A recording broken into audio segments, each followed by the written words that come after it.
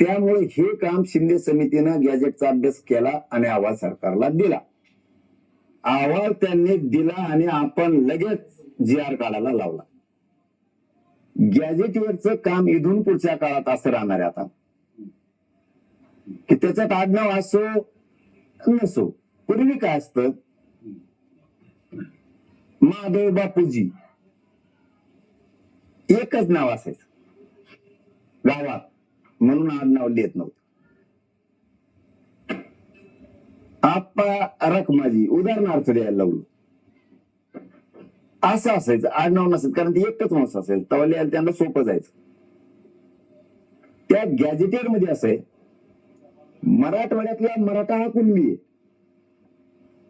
जर 1,23,000 उदाहरणार्थ, आकडा कमी जास्त होईल, जालना जिल्ह्यात मराठा आहे, जालना आणि छत्रपती संभाजीनगर पूर्वी एक होता, 1,23,000 आहेत, तर मग ते 1,23,1881 चे गेले पुढे. त्याचा अर्थ आहे की मराठी आहेत हेच कुणबी आहेत, म्हणून त्यांनी 3 जणांची त्रिसदस्यीय समिती स्थापन केली.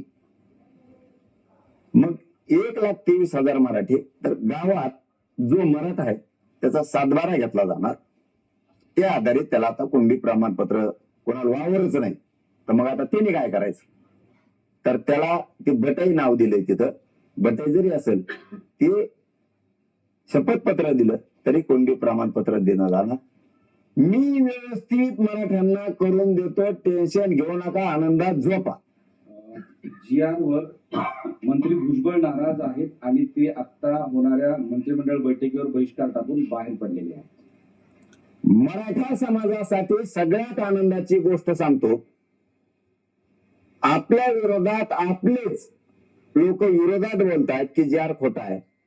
हा GR जर खोटा असता, मराठ्याचं हित याच्यात नसतं, तर आत्ताच बातमी दिली पत्रकार बांधवांनी, सगळ्यात भुजबळ बैठकीला जाणार नाहीये, GR काढला म्हणून तो नाराज आहे, बैठकीवर त्याने बहिष्कार टाकला. याचा अर्थ असा होतो, हा GR पक्का आहे, फक्त काही जणांना बोलवलं नाही मराठ्याच्या अभ्यासकाला, म्हणून त्यांचं थोडं ढुगण दुखत आहे, ही प्रॉब्लेम. आणि याचंही पुढचं घेऊन सांगतो, मीडियाच्या बांधवाच्या माध्यमातून आपण त्यांना सांगितलं होतं, उद्या 12 वाजेपर्यंत महाराष्ट्रातले सगळे अभ्यासक तज्ञ या. काही 12 वाजताच आले, पण काही आपण वेळ दिल्यावर दुसऱ्या दिवशी 12 वाजता आले, गोंधळ घालायला. म्हणून विश्वास ठेवू नका, हे तुमचं पोरग आहे, तुमचं पोरग मनोज जरांगे चुकीचं काम करणार नाही, झालं तरी जीव जोस तर तुमच्या लेकरा बाळासाठी लढल. लई लेकर मोठे केलेत समाजाची करणार. विश्वास ठेवू नका, हे सगळं परफेक्ट आहे. आणि उली तिने काय झालंच तर मी सांगितलं ना तुम्हाला, सुधारित GR काढायचा शब्द व्यासपीठावर घातलाय. कमीत कमी 150 अभ्यासक तिथं होते, कमीत कमी 50 हायकोर्टाचे वकील होते यांच्या साक्षीनं, आणि त्यांनी त्यावेळी सांगितलं GR ओके. पण काय असतं का, याला नासकी सवय लागली असते मराठ्यांचेच, एक शब्द त्यात उचलायचा आणि इकडे फेकायचा, आणि तेवढं करत बसायचं. काय होत नाही रे पोरांनो, अरे तुम्ही एवढी मुंबईत जाऊन जीवाची बाजी लावून झुंज दिली, अरे 70 वर्षात न होणारा GR काढला पोरांनो तुम्ही, किती आनंद पाहिजे. हसल्याला ऐकून आपण नाराज व्हायचं. याच्या पुढचं सांगतो, काही मराठ्यांच्या वॉटर मोजणी इतक्याला सवय असती, एखाद्याने जर 10 एकर वावर घेतलं, ते पडक होत, त्यांनी नांगरीनं ते वावर सुपीक केलं, पण तिथं नांगरीत आणि 10 जण होते, त्यातला एक असा होता, तर 10 एकर वावर घेतला गाड्यानं, 10 जण आहेत, 10 जण म्हणले मायाला तर वावर घेतलं, चांगलं केलं गाड्या, लेकरा बाळाला आयुष्याची भाकर झाली. म्हणजेच हैदराबादच्या गॅजेट विषयी बोलतो,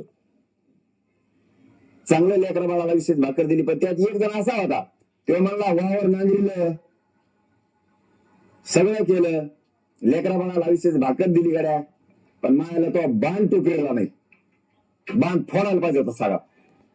म्हणजे काय, त्यांनी लेकरा बाळाला आरक्षण दिलं ते नाही पाहिजे, किंवा शेत घेतलं 10 एकर त्याने लेकरा बाळाला आयुष्याची भाकर दिली हे नाही ना, त्याला बांध फोडण्यात रस होता का, मारामारी झाल्या पाहिजे. यांना जे आर निघालं याचा आनंद नाही, मराठी मोठ्या झाल्याच नाही. मुंबईत कुठं व्हायला पाहिजे होती.